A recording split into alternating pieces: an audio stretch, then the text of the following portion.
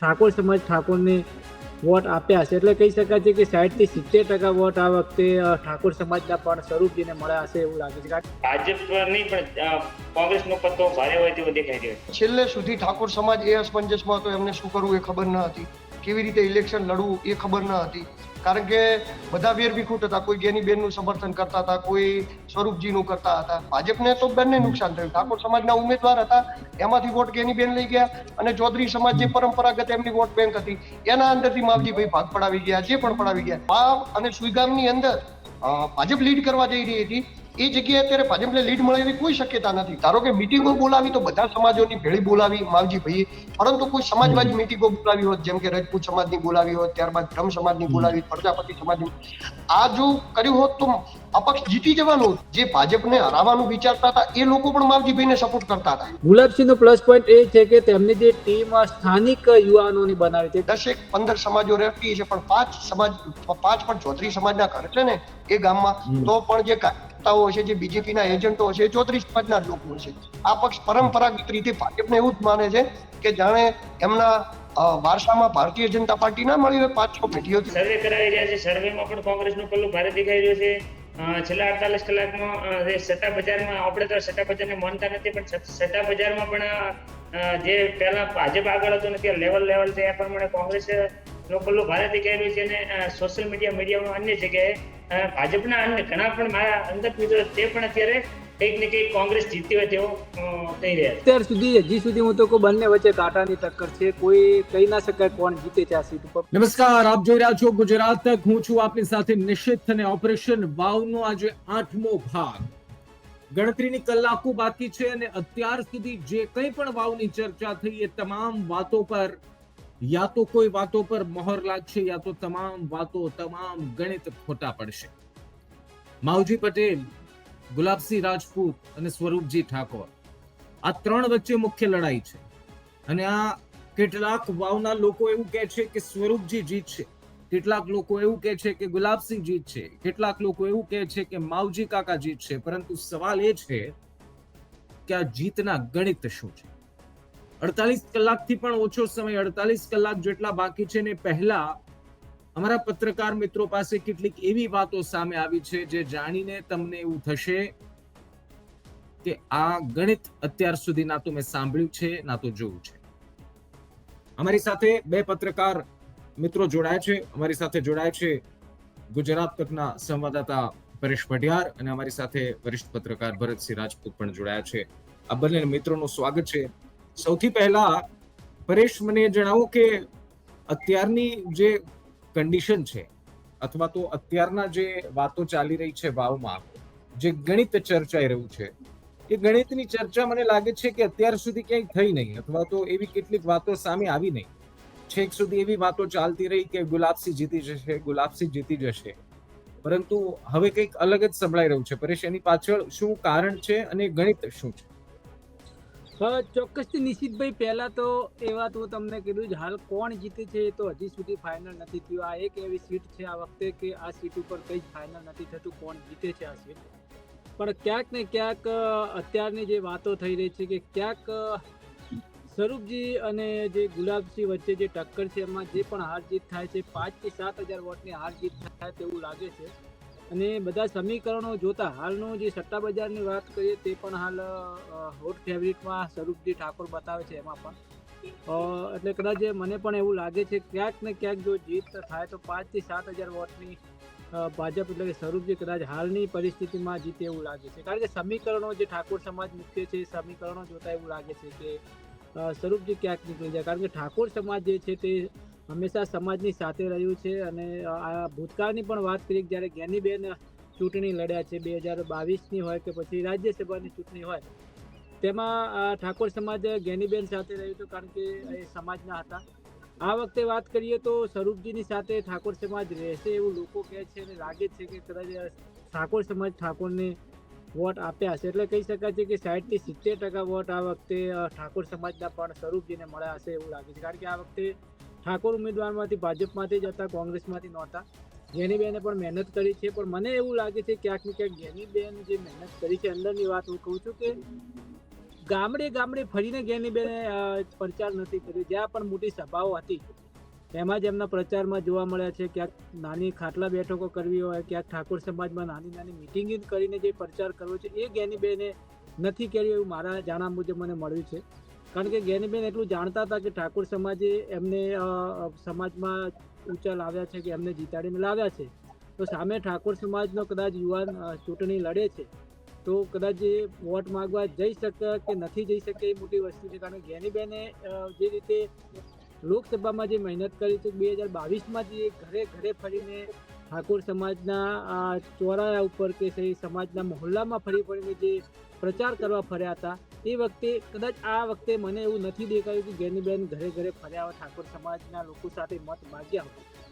મેં જોયું એ પ્રમાણે ગેનીબેન ક્યાંક સભાઓ થઈ કોંગ્રેસની મોટી, એમાં હાજરી આપવા દેખાતા મળ્યા હતા, પણ અંદર ખાને ક્યાંય વોટ માગવા ગયા હોય એવું મારા જાણવા મુજબ લોકો પણ એવી વાત કરે છે કે આ વખતે ગેનીબેને એટલી બધી મહેનત ઘરે ઘરે ફરીને કે લોકો પાસે મત નથી માગ્યા, ખાલી સભાઓમાં એમને હાજરી આપી છે ને એમાં મત માગ્યા છે. એટલે કદાચ મને એવું લાગે છે કે કહી શકાય કે જ્યારે ગેનીબેન ચૂંટણી લડતા હતા ત્યારે ઠાકોરના ધારાસભ્ય કહી શકાય કેશાજી ચૌહાણ હતા, તો એમને પણ કદાચ ગેનીબેન લડતા હતા. સમાજના ઉમેદવાર જ્યારે લડતા હોય, સમાજના દીકરા દીકરી લડતા હોય ત્યારે સમાજમાં બીજા માટે મત માગવા નથી જતા એવું એ વખતે પણ દેખાય છે. આ વખતે મને એવું લાગે છે કે આ વખતે પણ કદાચ ગેનીબેને એવું કર્યું છે. ભલે ગેનીબેન કોંગ્રેસમાંથી હતા, એમની રીતે એમને મહેનત કરી છે, પણ એટલી એકદમ માઇક્રો પ્લાનિંગ જે મહેનત નથી કરી કે તમામ યુવાનોને કે તમામ સોસાયટીમાં ઠાકોર સમાજના વિસ્તારમાં જઈને એમને મત નથી માગ્યા એવું અંદરની વાત ત્યારે જાણવા મળે છે. કારણ કે ગેનીબેને સભાઓમાં હાજરી વધારે આપી છે.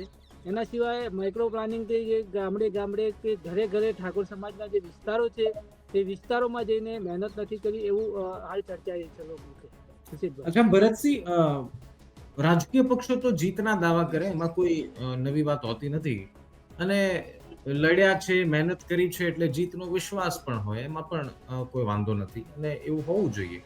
પરંતુ ગ્રાઉન્ડ ઝીરોની સ્થિતિ અત્યારના 48 કલાક પહેલા ભરતસિંહ શું લાગી રહી છે? મૂળ લોકોનો અથવા તો જે સમીકરણોનું જે એનાલિસિસ તમે લોકોને મળ્યા બાદ જે કર્યું છે એ પ્રમાણે સ્થિતિ ભરતસિંહ શું લાગે છે?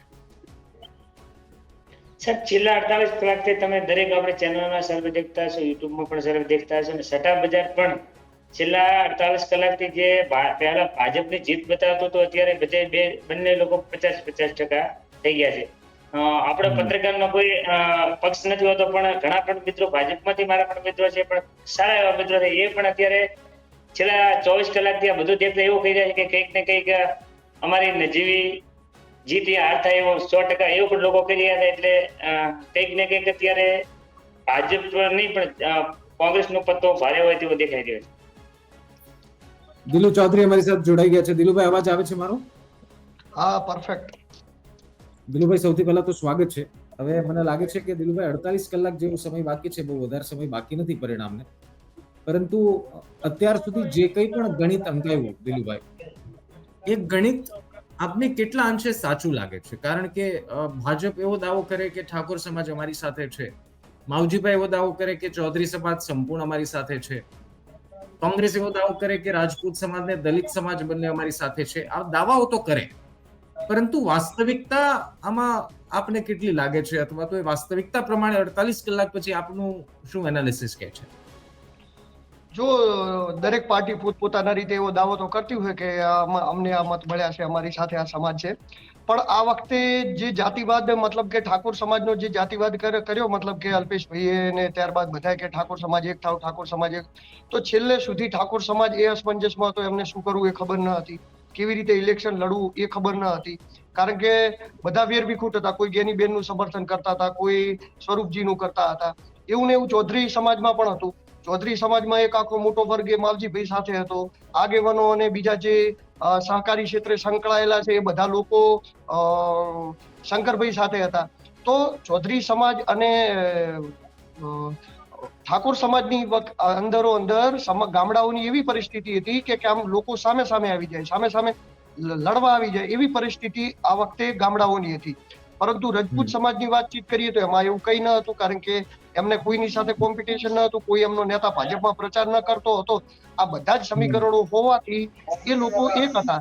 દલિત સમાજની વાતચીત કરીએ તો એમાં જે દલિત સમાજ થોડો ઘણો નારાજ હતો ટિકિટને લઈને, કે તો એ થોડો ઘણો ટ્રાન્સફર અપક્ષ તરફ જતો થયો છે. એનો ફાયદો ભાજપને થયો એવું દેખાતું નથી. ભાજપને તો બંને નુકસાન થયું. ઠાકોર સમાજના ઉમેદવાર હતા, એમાંથી વોટ ગેનીબેન લઈ ગયા, અને ચૌધરી સમાજ જે પરંપરાગત એમની વોટ બેંક હતી એના અંદરથી માવજીભાઈ ભાગ પડાવી ગયા, જે પણ પડાવી ગયા. એટલે નુકસાન એકંદરે આ જે સમીકરણો હતા જાતિગત સમીકરણોના, એના લીધે ભાજપને જ થયું છે. બાકી 84,000 સમાજ છે, ઠાકોર સમાજને ટિકિટ આપી છે, ઠાકોર સમાજના 84,000 મત છે, એમાંથી ખાલી 70-80% મતદાન કરાવી દે અને જો એક તરફી થાય અને બીજી ભાજપની વિચારધારા થાય તો ભાજપ અહીંયા જીતી જાય. અહીંયા ચૂંટણીનો કોઈ અર્થ જ રહેતો નથી. ટિકિટની વેચણી જે રીતે કરવામાં આવી હતી, પરંતુ જે સમીકરણો એવા રચાઈ ગયા ગ્રાઉન્ડ ઉપર કે જેના લીધે આખી સરકાર, ત્યારબાદ મંત્રીઓ, સીએમ સાહેબ અને બધા જ CR પાટીલ થી લઈને બધા જ લોકો અહીંયા દોડતા થઈ ગયા.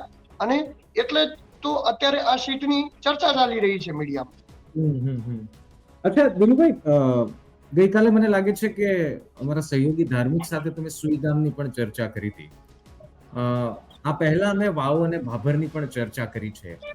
થોડું એ સમજવું છે. આમ તો મને લાગે છે કે સમજવા માટે સમય પણ એટલો બધો રહ્યો નથી, પરંતુ તેમ છતાં આપણા દર્શકોને એક ક્લેરિટીની જરૂર છે કે મતદાન જે વિસ્તારમાં જે થયું છે એના પરથી રાજકીય પક્ષોનું આકલન કે ગણિત એ ખોટું પડી શકે 2 દિવસ પછી, એવું લાગે છે આપને? કારણ કે વાવ માટે એવું હંમેશા કહેવાય છે કે વધુ મતદાન થાય તો આમ અને ઓછું મતદાન થાય તો આમ, પરંતુ આ વખતે તાલુકા પ્રમાણે જે મતદાનની ટકાવારી છે એના પરથી પક્ષોના ગણિત બગડેલા છે અથવા તો બગડી ગયા છે એવું માની શકાય, કે પછી જે ગણિત પ્રમાણે સેટ ચાલે છે એ જ કદાચ પરિણામમાં જોવા મળશે? નહીં, ગણિત તો બદલાયા જ છે.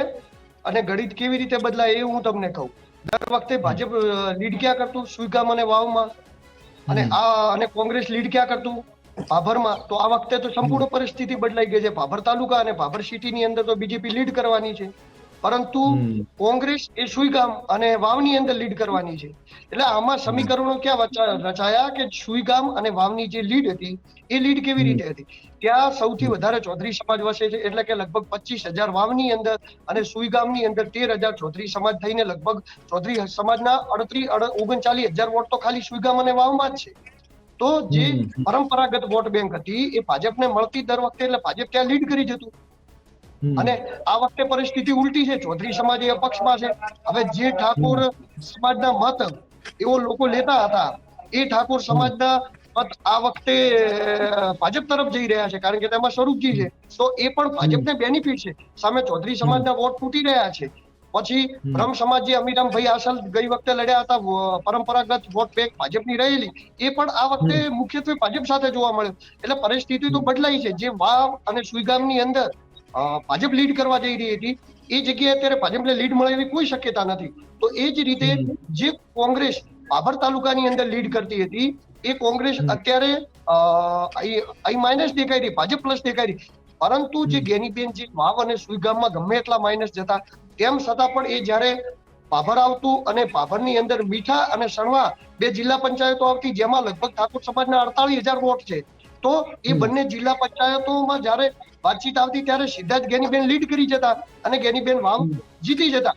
હવે આ ઠાકોર સમાજના વોટોની અંદર ગેનીબેનનું પ્રભુત્વ છે, બાકી સુઈગામ અને વાવના ઠાકોર સમાજમાં ગેનીબેનનું પ્રભુત્વ નથી એટલું બધું. તો જે 48,000 ઠાકોર સમાજની અંદર ગેનીબેનનું પ્રભુત્વ છે એ કેટલો ઠાકોર સમાજને ડાયવર્ટ કર્યો છે કોંગ્રેસ તરફ, ભાજપ કેટલો ચૌધરી સમાજને ડાયવર્ટ કરી ચૂક્યું છે ભાજપ તરફ, આ બધા જ સમીકરણો જોતા ગણિત તો આખું બદલાઈ ગયેલું છે. એટલે હવે શું સમીકરણો રચાશે એ જોવાનું રહ્યું. પણ હાલની પરિસ્થિતિ મુજબ ભાભર તાલુકામાં ભાજપ અને સુઈગામ અને વાવમાં કોંગ્રેસ લીડ કરતી એવું દેખાય છે. તો ઘણી બધી જિલ્લા પંચાયતો એવી છે જેમાં અપક્ષ એ પહેલા નંબરે રહેશે, કોઈક જિલ્લા પંચાયતમાં અપક્ષ બીજા નંબરે રહેશે. આ ઓકડા ખૂબ જ ચોંકાવનારા હશે જે દિવસે આવશે. ભલે આખા તાલુકામાં અપક્ષ લીડ ના કરી શકે, પરંતુ તડાવ છે, તડાવની અંદર મને લાગી રહ્યું છે કે અપક્ષ લીડ કરી શકે છે. ત્યારબાદ મોરવાડા જે સીટ છે એમાં પણ અપક્ષ સારું એવું ચાલ્યું છે. એટલે ભાજપના સમીકરણો બગાડવામાં ઘણી બધી જગ્યાએ હાથ હોઈ શકે છે એનો. અચ્છા, આ એક ઇન્ટરેસ્ટિંગ વાત છે કે અપક્ષ ગણિત બગાડી શકે. ચૌધરીભાઈ, એક સવાલ એ છે, કુલ 10 ઉમેદવારો હતા એમાંથી એક અપક્ષ ઉમેદવાર જે ખૂબ ચર્ચામાં રહ્યા, આપણે સૌ જાણીએ છીએ, માવજી પટેલ. આપને લાગે છે કે આ બાકીના માવજીભાઈ સહિતના જે અપક્ષ ઉમેદવારો છે એ કોઈને કોઈ રીતે તો બંને રાજકીય પક્ષોને નડવાના? એની પાછળનું મારું લોજિક હું તમને એ પૂછવા માંગી રહ્યો છું કે પહેલા દિવસથી એ ચર્ચા છે કે જીતે કોઈ પણ, પરંતુ લીડ જે છે એ 10,000 થી ઓછી જ હશે, 7 થી 10,000 ની લીડ હશે. તો આ ગણિત હિસાબથી તો 5-7,000 ની લીડ એ કોઈ લીડ કહેવાતી નથી, આપણે જાણીએ છીએ. તો આ હિસાબથી તો અપક્ષ ગમે ત્યારે બાજી બગાડી શકે જો એવી કોઈ સંખ્યા આવી ગઈ અથવા તો એવું કોઈ માર્જિન આવી ગયું તો. નિશિતભાઈ, મારે અહીંયા મીડિયાના માધ્યમથી કહેવું પડે, આ વાવ વિધાનસભાની અંદર જો સૌ પ્રથમ કોઈ અહીંયા જીતતું હતું તો એ અપક્ષ જ જીતતું હતું. ભાજપ કોંગ્રેસ અહીંયા પિક્ચરમાં જ નતું. આમાં વાત કેવી થઈ કે ભાજપના ઉમેદવાર પહેલેથી ફિક્સ હતા, કોંગ્રેસના પહેલેથી ફિક્સ હતા. તો લોકોને ખબર જ હતી કે ભાજપમાંથી લગભગ સ્વરૂપજી આવશે અને કોંગ્રેસમાંથી ગુલાબસિંહ આવશે. એટલે ઇન્ટરેસ્ટનો કોઈ વિષય જ નતો આ સીટ ઉપર. ઇન્ટરેસ્ટ ક્યારે આવ્યો? કારણ કે મામલો એક તરફી થઈ જતો હતો. મામલો એક તરફી એવું થઈ જતું હતું કે ભાઈ ઠાકોર સમાજના આટલા મત છે, ચૌધરી સમાજના 2 મત મળે, 1,30,000 બે સમાજના મત છે, લાખનું મતદાન થાય તો પણ સીટ આરામથી નીકળી ગઈ. બીજી તો ભાજપ જેવડી પાર્ટી છે એમની વિચારધારા હોય. આ બાજુ કોંગ્રેસ કોઈ ટક્કરમાં નતું, કારણ કે એમની વિચારધારા ગમે એટલી હોય તો 30-35 હજાર વોટ અને રજપૂતોના મળીને 60,000 વોટ થતા હતા. એટલે આ સીટ ટક્કરમાં જ ત્યારે આવી છે જ્યારે માવજીભાઈએ ફોર્મ ભર્યું. હવે માવજીભાઈએ જયારે ફોર્મ ભર્યું ને ત્યારે ઘણા બધા લોકોનું વાતાવરણ માવજીભાઈ તરફ પલટાયું હતું કે ભાઈ ભાજપને ગોળી મારો અને કોંગ્રેસને ગોળી મારો, આપણે અપક્ષમાં જ જાઓ, અપક્ષમાં જ જાઓ. ભાજપના નારાજ માણસો અને કોંગ્રેસના અપક્ષમાં જ જવા વિચારતા હતા. પરંતુ જે કોમ્યુનિકેશન ગેપ કહેવાય એ થોડી રહી ગઈ. ધારો કે મિટિંગો બોલાવી તો બધા સમાજોની ભેળી બોલાવી માવજીભાઈએ, પરંતુ કોઈ સમાજવાદી મિટિંગો બોલાવી હોત, જેમ કે રજપૂત સમાજની બોલાવી હોત, ત્યારબાદ બ્રહ્મ સમાજની બોલાવી, પ્રજાપતિ સમાજની, આ જો કર્યું હોત તો અપક્ષ જીતી જવાનું હતું. લીડ તો લઈ જ જવાનું છે અપક્ષ. એમાં કોઈ વોટ તો 50-60 હજાર અપક્ષ લઈ જ જવાનું છે, પરંતુ તો જીતી જો. કારણ કે તો જીતવાની શક્યતાઓ કેમ હોત? કારણ કે બધે સમાજ જોડે એમનું કોમ્બિનેશન હતું, પરંતુ એ કોમ્બિનેશન સ્કિલ જે નબળી પડી એના હિસાબે તો લોકો વિચારતા હતા, જે ભાજપને હરાવવાનું વિચારતા હતા એ લોકો પણ માવજીભાઈને સપોર્ટ કરતા હતા. એટલે એમાં મીડિયાથી લઈને બધી રીતે આવી ગયા. સોશિયલ મીડિયાની અંદર પણ માવજીભાઈના વિડીયોને સૌથી વધારે મતલબ એ લોકો એવું ઈચ્છતા હતા કે આમનું ફોર્મ રહે તો કોંગ્રેસ જીતી શકે છે. તો કોંગ્રેસના પણ એવા માણસો, વોટરો હતા જે માવજીભાઈને સપોર્ટ કરી રહ્યા હતા, પણ એમનું મન ક્યાંક બદલાતું હતું કે ચલો ને યાર અપક્ષને આપી દઈએ, અપક્ષ જીતે એમ છે. તો એવું ભાજપમાં પણ હતું. ભાજપમાં પણ નારાજ હતા એ લોકો, એવું વિચારતા હતા કે યાર છોડો ને, આ બધું કંટાળ્યા, અમને આપણે ટિકિટ માંગી હતી, આપણને ના મળી, બધાના ધારા ઉમેદવારને ટિકિટ મળે નહીં, એકને મળે. એટલે એ લોકોનો વિચાર હતો કે ચલો ને માવજીભાઈને જીતાડી દઈએ, કોંગ્રેસ ભાજપ ડૂબ જાય, જ્ઞાની બેનનું જાય ને શંકરભાઈનું જાય, કોઈ વાતચીત જ ના રહે, ડાયરેક્ટ જ. તો આવો માહોલ ક્રિએટ થયો હતો. પણ ગ્રાઉન્ડ ઉપર જે ગુલાબસિંહને એમને ફરક કર્યું એનો કોંગ્રેસને ફાયદો મળ્યો.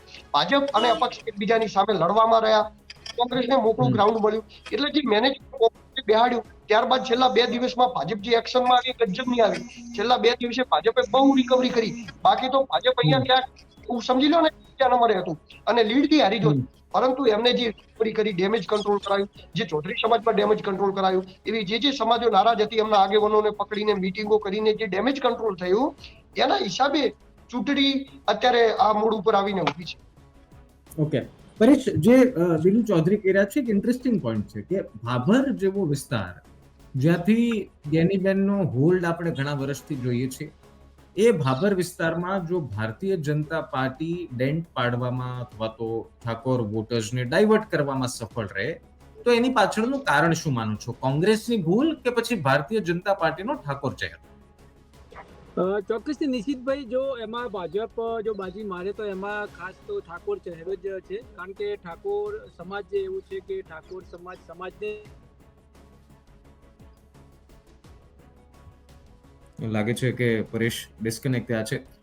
ભરતસિંહ, આપને શું લાગે છે? મેં જે સવાલ પરેશને પૂછ્યું, હું એ આકલન થોડું તમારી પાસેથી સમજવા માંગુ છું કે ભાભરમાં જો ભારતીય જનતા પાર્ટી લીડ લે તો એની પાછળનું કારણ શું માનો છો? કોંગ્રેસની નિષ્ફળતા કે પછી ઠાકોર ચહેરો જે ભાજપ પાસે છે એ જ એક કારણ છે?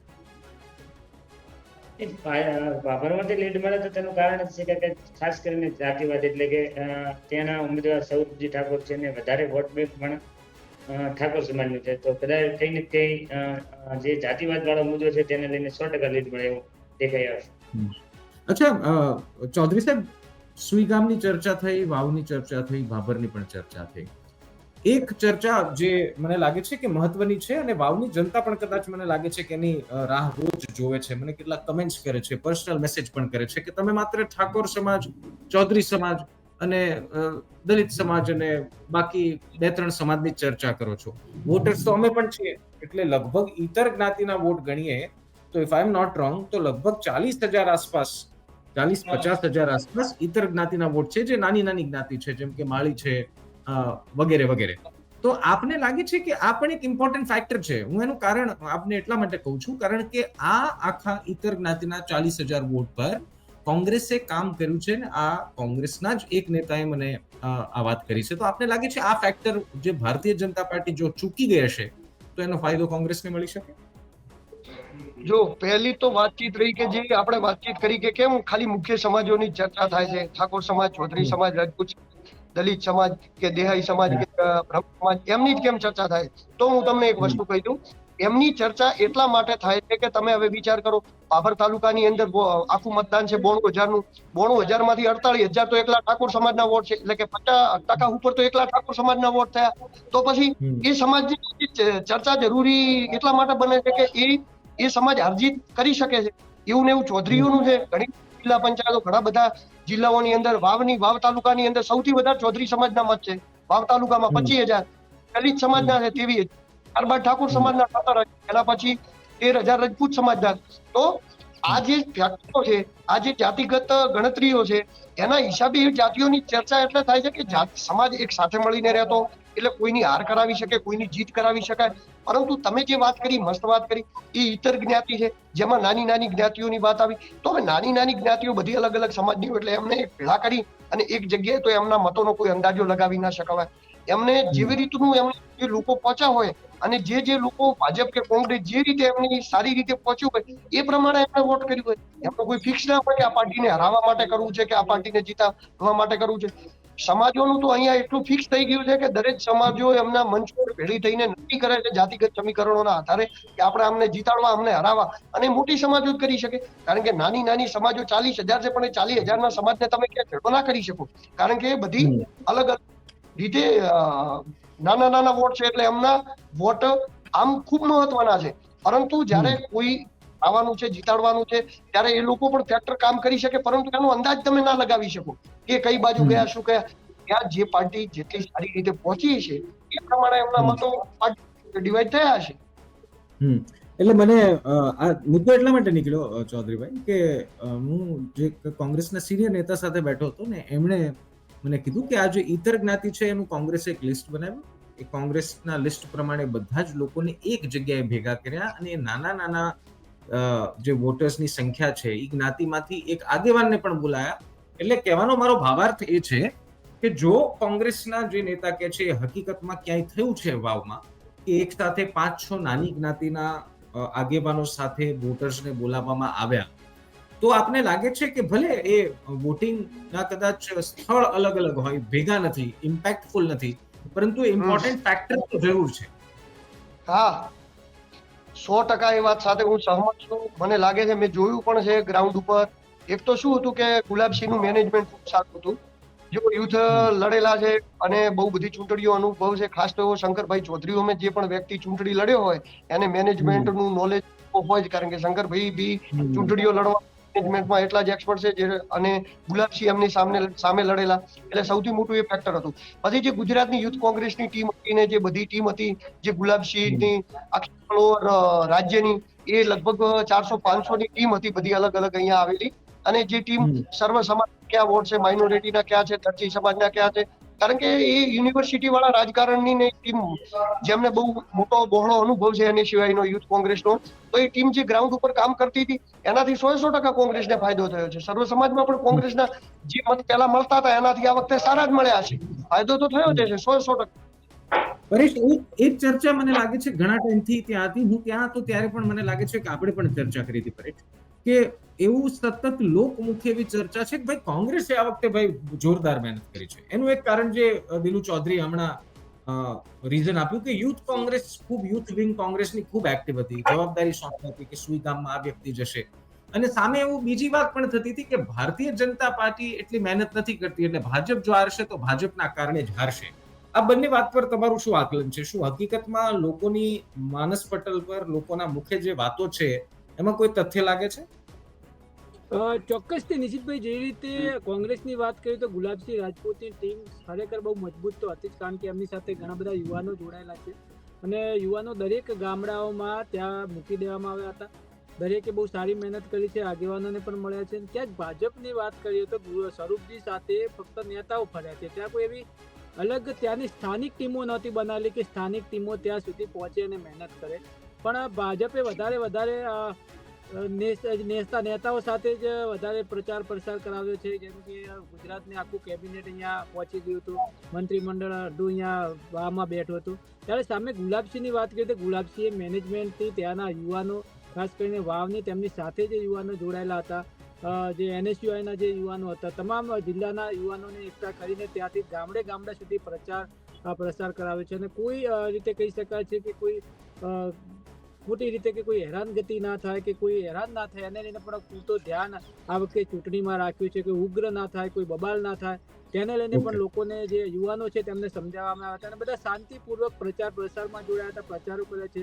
આ વખતે એવું બન્યું છે કે આ ચૂંટણીમાં કોઈ જ અશાંતિ નથી થઈ, અશાંતિ નથી દોડાઈ, કારણ કે બધા જે યુવાનો જે ટીમ બનાવી હતી, ટીમ પણ એટલી સારી બનાવી હતી કે જે પણ સામેવાળી વ્યક્તિ કોઈ પણ કંઈ પણ બોલી જાય તો એમની સામે ઉગ્ર રીતે થવું નહીં કે કંઈ બબાલ કે ધમાલ ના કરે. એટલે કે આ વખતે જે પ્રચાર પ્રસાર કોંગ્રેસની વાત કરીએ તો ગુલાબસિંહની ટીમ ખરેખર બહુ સારી અને મજબૂત હતી, કારણ કે યુવાનો એમની સાથે હતા. ત્યારે બીજી બાજુ ભાજપમાં એવી કોઈ ટીમ નથી, પણ ભાજપના જે નેતાઓ અહીંયા આવ્યા હતા, ગુજરાત સરકારના નેતાઓ કે જે પણ અહીંયા પ્રચાર પ્રસારમાં જોડાયા હતા, એ જ એમને મહેનત કરી છે ને એ જ ગામડે ફર્યા છે.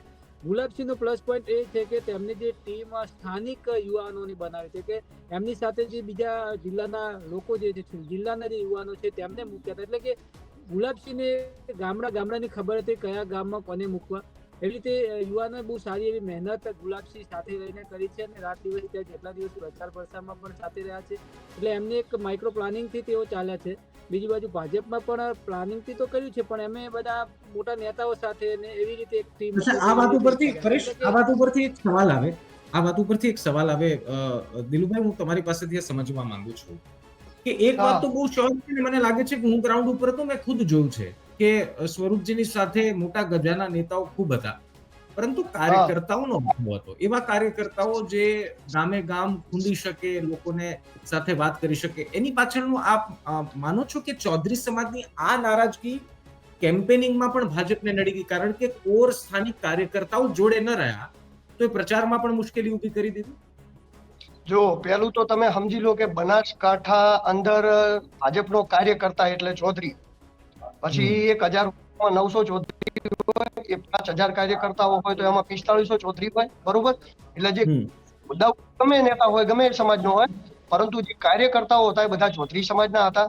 ચૌધરી સમાજના કાર્યકર્તાઓને આ વખતે એવું થયું કે સામે સમાજના ઉમેદવાર લડે છે, જો કાર્યકર્તા કરવા જાય અને ખુલ્લીને સામે આવે, બરોબર, તો એ લોકોને પણ સમાજની અંદર ક્યારે ને ક્યારે તો ચૂંટણીમાં આવવાનું જ છે.